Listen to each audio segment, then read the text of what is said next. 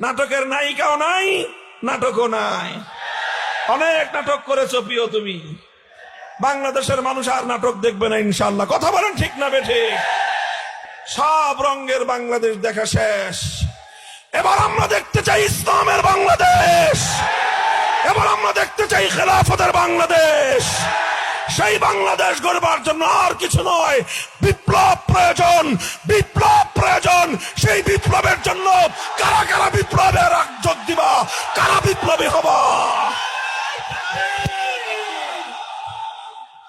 আমি এই বিশাল তৌহিদ জনতার জনসমুদ্রের কাছে জানতে চাই, আমি আপনাদের কাছে প্রশ্ন রাখতে চাই, যেভাবে 5ই আগস্ট 2000 দামাল সন্তানের তাজা বুকের রক্তের মাধ্যমে ফ্যাসিবাদ, স্বৈরতন্ত্র এবং বাংলাদেশ বিরোধী বিদেশি দালালদের পতন ঘটেছে, ঠিক তেমনি ভাবে আরেকবার যদি প্রয়োজন হয় আল্লাহর কোরআনের রাজ কায়েম করবার জন্য, ইসলামী হুকুমত বাস্তবায়ন করবার জন্য, বিপ্লবের রণাঙ্গনে রক্ত দেওয়ার জন্য কারা প্রস্তুত থাকবা?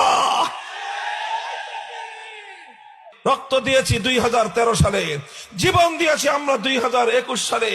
কারাগারে অন্ধকার প্রকোষ্ঠে আমরা বন্দিত্ব বরণ করেছি 3 বছর পর্যন্ত।